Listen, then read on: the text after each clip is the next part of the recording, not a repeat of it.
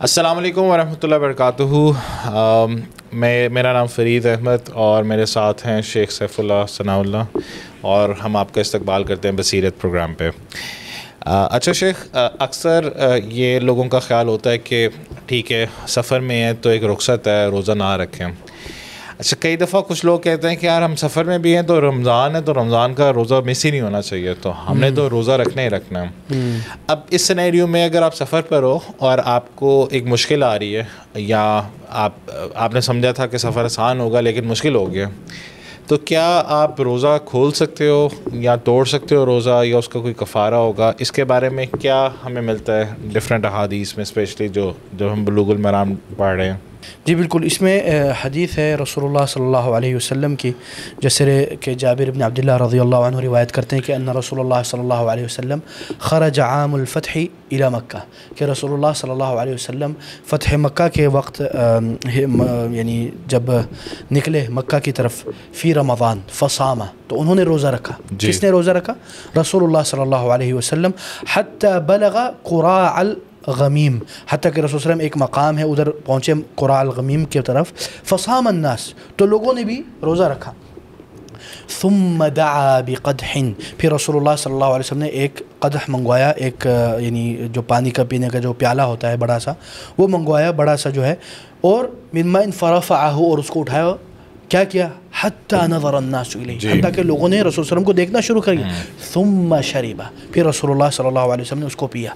فقیل له بعد ذلك، پھر رسول اللہ صلی اللہ علیہ وسلم کو لوگوں نے کہا اس کے بعد، ان بعض الناس قد صام، کہ کچھ لوگ ایسے ہیں جنہوں نے روزہ رکھ لیا. تو رسول اللہ صلی اللہ توڑا نہیں ہے، ہاں انہوں نے روزہ نہیں توڑا رسول صلی اللہ علیہ وسلم کو دیکھ کر. تو کیا کہا؟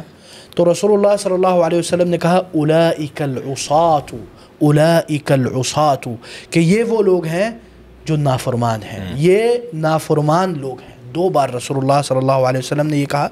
اور یہ جو روایت ہے یہ صحیح مسلم کی روایت ہے.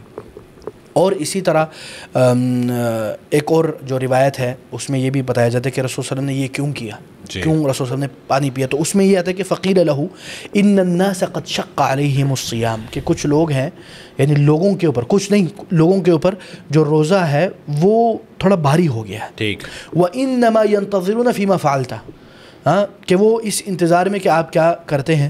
تو فدعا بقدح مما، تو پھر رسول صلی اللہ علیہ وسلم نے پھر یہ جو پانی کا جو مشکیزہ ہے وہ منگوایا اور پیا لوگوں کو دکھانے کے لیے، تاکہ لوگ اس یعنی سختی میں نہ جیے جو انہوں نے سمجھا. ٹھیک ہے نا. شیخ قرآن میں بھی آتا ہے نا کہ اللہ سبحانہ وتعالیٰ تمہارے لیے آسانی چاہتا ہے، بالکل، اور سختی نہیں چاہتا. تو دیکھیں کتنا ہمارا آسان اور اچھا دین ہے کہ اس میں ہر چیز کی فلیکسیبلٹی ہے.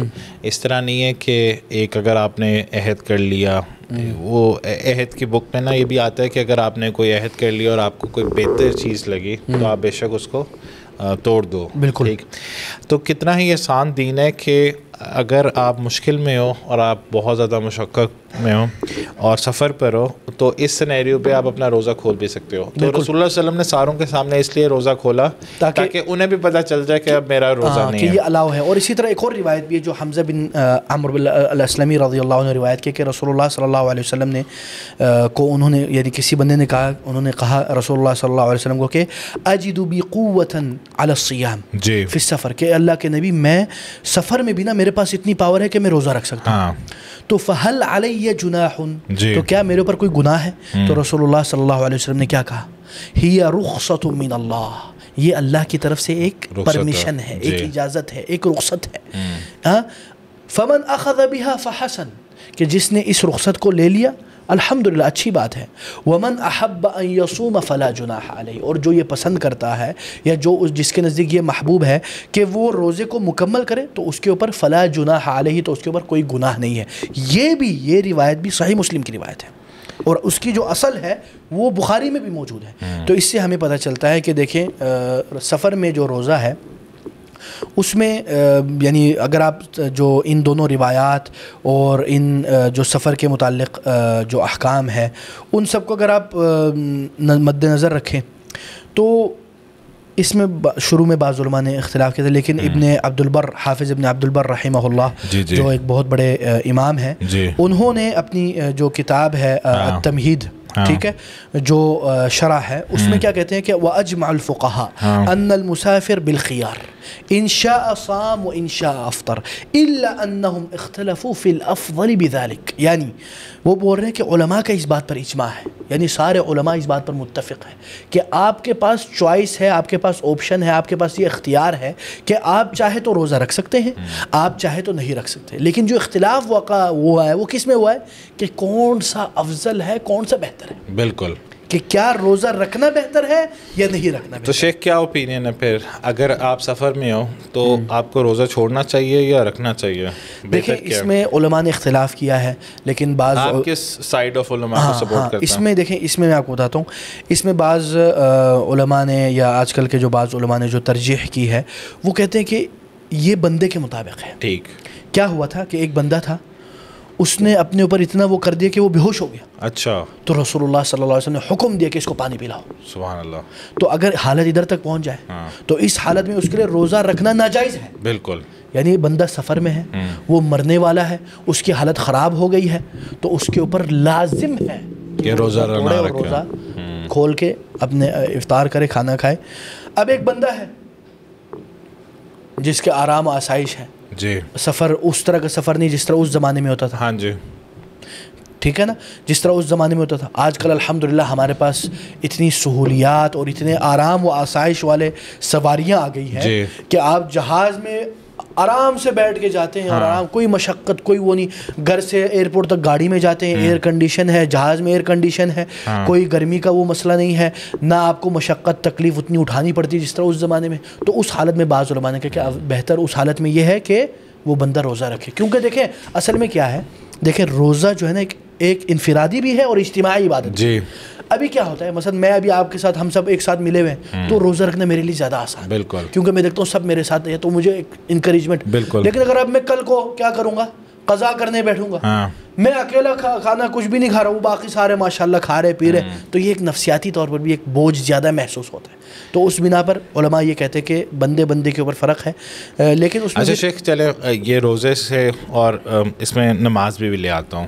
جنرلی جو اسلام کی اپروچ ہے وہ یہ ہے کہ اگر آپ سفر پہ ہو تو آپ کو روزے کی رخصت اور نماز کا قصر کرنا, اس کو اویل کرنا چاہیے کیونکہ اللہ تعالیٰ نے کیا ہے, یا اگر کوئی بندہ کہتے ہے کہ یار مجھے قصر نماز پڑھنے کی ضرورت نہیں ہے, یا اس سینیریو میں قصر نماز فائنل ہے یا اوبلیگیٹری ہے یا آپشنل ہے, کہ کیا کرنا چاہیے؟ کیونکہ اگر ایک بندہ کہتا ہے کہ نہیں یار میں پوری نماز ہی پڑھنا چاہتا ہوں سفر میں, کوئی مسئلہ نہیں. دیکھیں سفر کا جو احکام, اس سفر میں جو نماز کے معاملات ہیں اور اس میں فرق ہے. ٹھیک ہے نا, اس میں کیا ہوتا ہے, کیونکہ اس میں اکثر رسول اللہ صلی اللہ علیہ وسلم جب بھی سفر کیا ہے, جیسے روایت میں, اکثر روایت میں کہ انہوں نے قصر کیا. ٹھیک ہے نا, اور بہت کم, یعنی جتنا میرے ناقص علم میں کہیں یہ روایت نہیں ہے کہ انہوں نے سفر میں پوری نماز پڑھی ہو.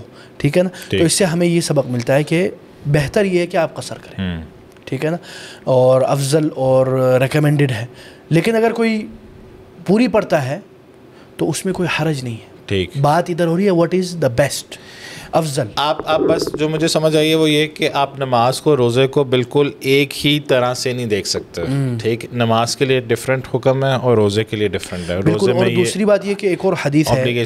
اچھا شیخ, اس سے پہلے کہ ہم ایک اور حدیث ڈسکس کریں, جو مشقت ہے اس کو کیسے ڈیفائن کریں گے؟ کیونکہ ہو سکتا ہے کہ ایک بندے نے سحری کرتے ساتھ ہی اب اس کو پیاس لگنا شروع ہو گئی ہو. کب؟ سفر میں نہیں, نارمل ڈیز میں, یا سفر کی بات کر لیں. نہیں, ابھی نارمل ڈیز میں تو وہ ہے. چلے سفر کی اگر بات کرتے ہیں تو اس کو کیسے پتہ چلے گا کہ یار یہاں پہ میری بس ہو گئی ہے یا اس سے زیادہ؟ دیکھیں ہر انسان کو اپنا پتہ ہے, ہر انسان کی سائیکولوجی اور بایولوجی اور اس کی جو فزیکل اپیرنس ہے وہ دوسرے شخص سے مختلف ہے. ہاں, ہر بندے کے اپنے.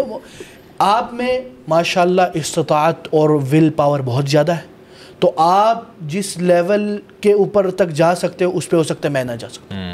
تو ہر بندے کو پتہ ہے کہ میرا یہ مشقت کا لیول آ گیا ہے کہ بھائی جان میں اس سے آگے نہیں جا سکتا. ٹھیک ہے نا, اور اس کے ساتھ جو بندے ان کو بھی پتہ چل جاتا ہے کہ اس کی حالت غیر ہو گئی ہے, یہ لڑکھڑا رہا ہے, اس کو بے ہوش ہونے والا ہے, یہ اس کو کچھ ہوش نہیں ہے, پھر تو ختم ہو گئی نا بات. اچھا شیخ, آپ کوئی حدیث بتانا چاہ رہے تھے؟ ہاں, ایک اور حدیث ہے جس کے اوپر جس سے یعنی بعض علماء نے, یا مثلا خاص کر ظاہریہ جو ہے, ٹھیک ہے نا, انہوں نے یہ اخذ کیا ہے, جیسے امام ابن حزم الظاہری نے اپنی محلہ میں, اور امام ابن تیمیہ نے فتاوی میں ذکر کیا کہ ظاہریہ کا یہ قول ہے. وہ کیا ہے؟ وہ ایک حدیث ہے, لیس من البر الصیام فی السفر. ٹھیک, لیس من البر الصیام فی السفر, ٹھیک ہے نا, کہ یہ بر میں سے نہیں ہے, یعنی نیکی میں سے نہیں ہے کہ بندہ سفر میں بھی روزہ رکھے. اس سے ظاہریہ نے یہ اخذ کیا ہے کہ روزہ حالت سفر میں جائز ہی نہیں ہے. اچھا, کیونکہ وہ ظاہری لوگ ہیں, دے آر لٹرل پیپل, تو اس بنا پر انہوں نے یہ لیا. لیکن جیسے میں نے آپ کو بتایا, یہ میں اس لیے بیان کر رہا ہوں کیونکہ یہ کوئی بندہ کو کل, کیونکہ دیکھیں ہمارا اختلاف العلماء ذکر کرنے کی کیا وجہ ہے, اس میں یہ وجہ ہے کہ کل کو آپ کو کوئی بندہ کہے کہ یار بعض علماء نے یہ کہا, یہ بات ہے, آپ بولیں گے یار اس بندے نے تو بتایا ہی نہیں ہمیں. تو میں اختلاف علماء اس لیے ذکر کرتا ہوں تاکہ کل آپ شوق میں نہ آ جائے, کل آپ ایک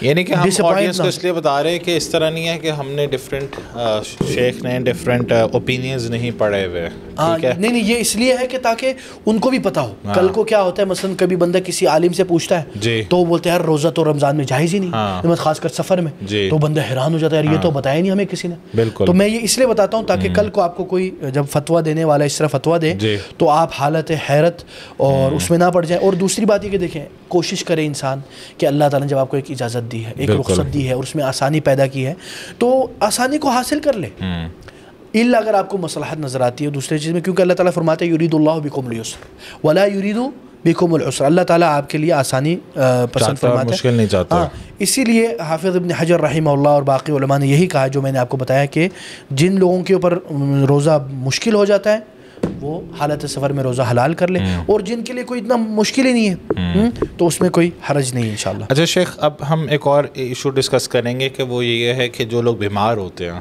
یا روزہ رکھ ہی نہیں سکتے, اولڈ ایج, ان کے لیے اب کیا رولنگ ہے کہ جس طرح حج کے بارے میں آتا ہے نا کہ اگر آپ کی استطاعت ہی نہیں تو ٹھیک ہے نہ ہو. اب اس سینیریو میں اگر کوئی بندہ بہت زیادہ بزرگ ہو گیا اور وہ روزہ رکھ ہی نہیں سکتا تو بس ٹھیک ہے, نہیں رکھا, اللہ سبحانہ و تعالیٰ بھی سمجھنے والا ہے, یا اس کو کسی نہ کسی طرح سے اس کو کمپنسیٹ کرنا ہوگا, یا لوگوں کو اب کھلانا ہوگا, یا کچھ اور کرنا ہوگا. اس کے بارے میں کیا آتا ہے؟ دیکھیں, اس میں سب سے پہلی بات تو کہ اللہ تعالیٰ فرماتے ہیں فاتقوا اللہ ما استطعتم, جتنی آپ کی استطاعت ہے اس کے مطابق آپ تقویٰ پرہیزگاری اختیار کریں, ٹھیک ہے نا. اور دوسری بات یہ ہے کہ ابن عباس رضی اللہ عنہ, جیسے کہ حدیث میں روایت ہے کہ ابن عباس رضی اللہ عنہ فرماتے ہیں کہ قال رخص للشیخ الکبیر ان یفطر, ٹھیک ہے نا, جو بڑا بزرگ آدمی ہے اس کے لیے یہ اجازت مل گئی ہے کہ وہ افطاری کرے, وہ کھانا کھائے, اس کے اوپر روزہ نہیں. لیکن وَيُطْعِمَ عَنْ كُلِّ يَوْمٍ مِسْكِينًا, ہر دن کا ایک دن کیا کرے, وہ کسی مسکین کو کھانا کھلا دے. اور وَلَا قَضَاءَ عَلَيْهِ, اور اس کے اوپر کوئی قضا نہیں ہے, اس کے اوپر یہ نہیں کہ وہ رمضان کے بعد پھر دوبارہ روزہ رکھنے کی کوشش کرے. اچھا شیخ, اس کو تھوڑا سا نا پریکٹیکل اسپیکٹ میں دیکھتے ہیں کیونکہ آج 2023 ہے. ایک اولڈ ایج کا بندہ جو روزہ نہیں رکھ سکتا, اب اس کے لیے سپوز وہ سعودی عرب میں ہے یا مکہ میں ہے, وہ ایک دن سحری بھی اور افطاری بھی, یا صرف ایک ہی بس میل کروانا ہے اس نے کسی مسکین کو, کیا کرنا ہے اس نے, بس ایک ہی کھانا کھلانا ہے اس مسکین کو؟ ہاں, اس میں یہی ہے کہ وہ یعنی کہ ایک کھانا دن کا ایک کھانا کھلانا مسکین, بالکل. وہ یہ نہیں ہے کہ سحری ہو, افطاری ہو, کچھ ہو, یا رات کا کھانا ہو, کچھ بھی ہو سکتا ہے, ایسے ہی. ٹھیک, اور ایک ہی بندے کو کھلانے, یا ایک دن ایک کو کھلا دیا, دوسرے دن دوسرے کو کھلا دیا, تیسرے دن تیسرے کو کھلا دیا؟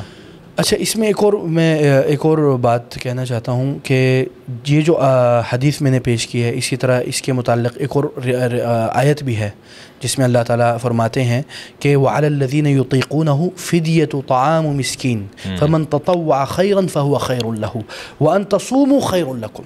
یعنی جن کے پاس یعنی جو روزے دار, جو آپ نے جس طرح حالت بیان کی, ان کے لیے کیا ہے, فِدْيَةُ طَعَامُ مِسْكِين, ٹھیک ہے. فمن تطوع فهو خیر له وان تصوموا خیر لكم, اس حالت میں اس کے لیے بہتر ہے کہ وہ روزہ رکھے, ٹھیک ہے.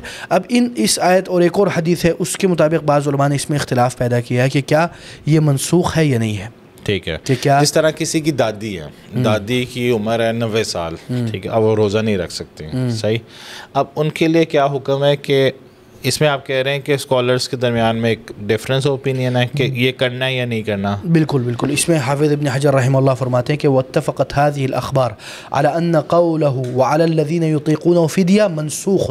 ٹھیک ہے, ٹھیک ہے نا. اخبار سے پتہ چلتا ہے کہ یہ جو آیت ہے وعلى الذين يطيقونه فدية, ٹھیک ہے نا, منسوخ ہو گئی, منسوخ ہو گیا کہ یہ پہلے تھا اور اب ایبروگیٹ ہو گیا اور اب نہیں ہے, آج کل یہ ہمارے لیے نہیں ہے. سیکنڈ جو اسکالرس کہتے ہیں کہ نہیں یہ فدیہ ہمیں پھر بھی دینا ہے, وہ کون سے اسکالرز ہیں؟ اس میں ابھی میں آپ کو بتا رہا ہوں, ابھی میری بات مکمل نہیں ہوئی.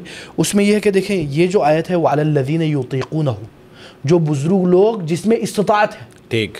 تو ادھر ابن عباس رضی اللہ عنہ اور باقی بعد میں جو علماء, خاص کر ابن کثیر رحمہ اللہ اور باقی علماء جو فقہاء یا سلف صالحین, انہوں نے کہا کہ جس کے اندر استطاعت نہیں ہے, جیسے آپ نے کہا جو بزرگ خواتین یا بزرگ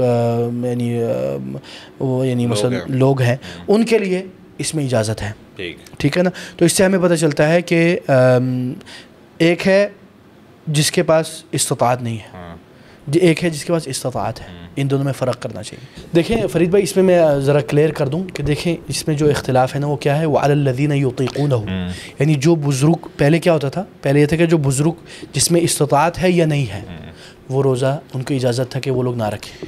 ٹھیک ہے شیخ, جس طرح میں آڈینس کو سمجھانے کے لیے, جس طرح ربا کی جو آیتیں ہیں وہ گریجول پروسیس میں ہوئیں, ٹھیک, تو اس لیے پہلے ایک انسٹرکشن آئی کہ اگر کوئی بزرگ ہے اس میں استطاعت ہے یا نہیں ہے, اگر ہے تو وہ رکھ لے, اگر ہے اور وہ نہیں رکھنا چاہتا تو وہ فدیہ دے دے.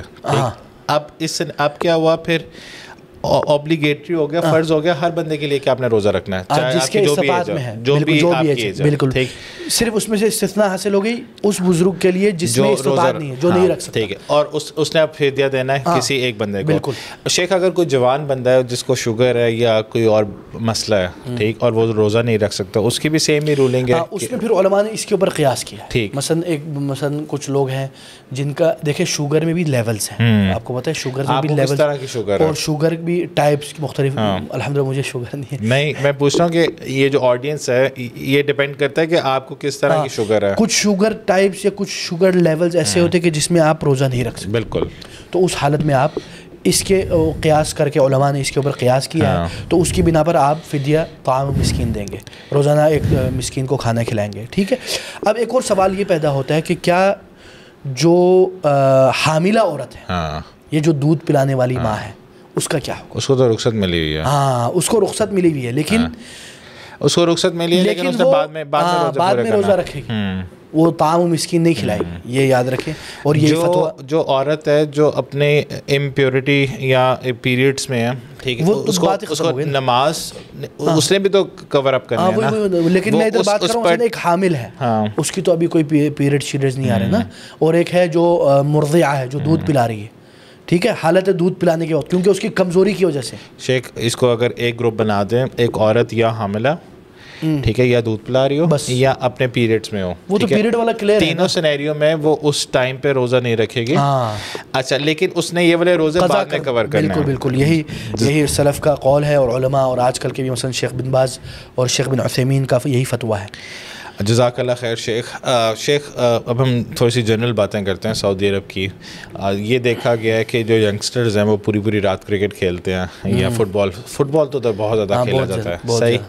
تو فٹ بال ٹھیک ہے, 1-2 گھنٹے بندہ کھیل لے, لیکن پوری رات قیام وغیرہ چھوڑ کے فٹ بال کھیلنا, یا اگر مسجد میں تراویحیں ہو رہی ہیں تو یہاں پہ دیکھیے الحمدللہ ہمارا جو دین ہے نا وہ اتنا تنگ نظر اور سختی کرنے والا نہیں. الحمدللہ نوجوانوں کی جو ایکٹیویٹیز ہیں یا حاجت ہیں حلال, وہ الحمدللہ اسلام نے کبھی منع نہیں کیا. بالکل. مثلا میں آپ کو 2 سینیریو بتاتا ہوں. مثلا جو نارملی سعودیہ میں ہوتا ہے شہروں میں, وہ کیا ہوتا ہے کہ یا تو عشاء کے وقت یا عشاء کے بعد تراویح چھوڑ کے لوگ کھیلنے لگ جاتے ہیں, تراویح پڑھتے ہی نہیں. ایک دوسرا سیناریو ہے کہ تراویح کے بعد نماز پڑھتے ہیں باقاعدہ ماشاءاللہ باجماعت, اس کے بعد وہ تراویح کے بعد تقریباً 1-2 گھنٹہ یا سحری سے پہلے تک وہ لوگ کھیلتے ہیں.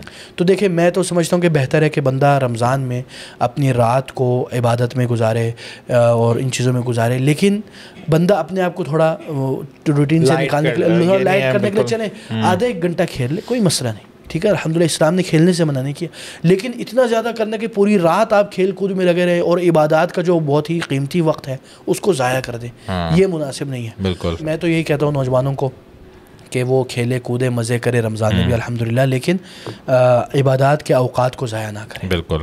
اور اسی طرح آخر میں یہ بھی نصیحت کرنا چاہتا ہوں لوگوں کو کہ دیکھیں رمضان کے جو لمحات ہیں نا وہ گزر رہے ہیں، سب سے پہلا سوال یہ ہے کہ ہم نے کتنی بار قرآن ختم کیا، بالکل ہم نے کتنا قرآن سمجھا، کیا ہم رمضان کے مطابق چل رہے ہیں، کیا ہم نے قرآن کے اوپر جو غبار لگا ہوا تھا اس کو ہٹا لیا یا ابھی تک غبار پڑا ہوا ہے؟ کہیں ایسا نہ ہو کہ رمضان ابھی آدھا ہونے والا ہے اور ہم نے قرآن کھول کے پڑھا ہی نہ ہو، بالکل افسوس کا مقام ہے۔ تو اس لیے سب سے یہی تلقین اور گزارش ہے کہ شہر رمضان الذی انزل فیہ القرآن، یہ رمضان قرآن کا مہینہ ہے تو اس کو ضائع مت کریں۔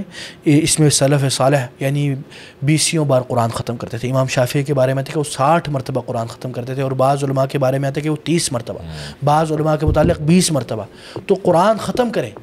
شیخ یہاں پہ ایک کویشچن آتا ہے جو اکثر ینگ مائنڈس کے دماغ میں آتا ہے کہ ایک جگہ قرآن میں آتا ہے کہ جو قرآن ہے وہ رمضان میں نازل ہوا، ٹھیک، لیکن ہمیں تو پتہ ہے کہ وہ تو 23 سال میں نازل ہوا۔ تو یہ میں چاہتا ہوں کہ لوگوں کی نا ایک انڈرسٹینڈنگ کے لیے آپ اس کو ایکسپلین کریں کہ اس طرح کیوں آتا ہے، جبکہ ہمیں تو پتہ ہے کہ اس کا کیا مطلب ہے۔ دیکھیں اس میں دو چیزیں، ایک ہے سماع الدنیا ہاں، اور ایک ہے جو منجمن نازل ہوئی۔ تو اللہ تعالیٰ نے پہلے جیسے کہ روایات میں کہ یکمشت قرآن کو سماع الدنیا یا بیت العزہ میں اتارا، پھر ادھر سے جو اسباب اور منجم اور ایک ترتیب سے جو تھی وہ اللہ کو پتہ تھی اور اللہ نے اس کا متعین کیا ہوا تھا، تو اس حساب سے پھر وہ آگے اور شیخ یہ بھی پھر ڈسکس کرنا چاہیے کہ جبرائیل امین ہر سال آتے تھے رمضان میں اور رسول صلی اللہ علیہ وسلم سے قرآن سنتے تھے۔ ہاں بالکل، مدارست جو لاسٹ ایئر تھا اس میں انہوں نے 2 دفعہ سنا۔ بالکل بالکل۔ تو جو قرآن کا آرڈر ہے وہ بھی جبرائیل امین کی طرف سے ہی ہے، کیونکہ اکثر پھر علماء کہتے ہیں کہ رسول صلی اللہ علیہ وسلم کس آرڈر میں پڑھتے ہوں گے۔ بالکل بالکل۔ دیکھیں یہ جو ہے نا یہ جو صورتوں کا انداز اور ایک ترتیب، اس کو بولتے ہیں توقیفیہ۔ توقیفی کا مطلب ہے وقف، وقف کا مطلب ہے کہ اللہ کی طرف وقف، یعنی یہ اللہ کا بنایا ہوا طریقہ کار ہے، اللہ کی بنائی ہوئی ترتیب ہے، نہ کہ رسول اللہ صلی اللہ علیہ وسلم کے، جیسے کہ حدیث میں آتے ہیں کہ رسول اللہ صلی اللہ علیہ وسلم کے اوپر جب وحی نازل ہوتی تھی اور قرآن کی آیات نازل ہوتی تھی تو رسول اللہ صلی اللہ علیہ وسلم کتاب وحی کو کہہ دیتے تھے کہ اس آیت کو اس جگہ پہ لگا دو، اس صورت میں لگا دو، اور اس صورت کو اس کے بعد میں لگا دو۔ تو یہ ساری الحمدللہ ترتیب سے چل رہی ہے۔ بارک اللہ فیکم، السلام علیکم ورحمۃ اللہ وبرکاتہ۔ شیخ آپ کے ساتھ بہت مزہ آتا ہے اور بہت زیادہ انفارمیٹیو ہوتا ہے، امید کرتا ہوں کہ آپ سارے بھی اس کو دیکھتے ہوں گے اور آپ اس سے ضرور بھرپور فائدہ اٹھائیں اور یہ ضرور شیئر کریں اپنے فرینڈز اور فیملی میں، ہو سکتا ہے کہ آپ لوگوں کی ہدایت کا ایک ذریعہ بن جائے۔ جزاک اللہ خیر، السلام علیکم ورحمۃ اللہ وبرکاتہ۔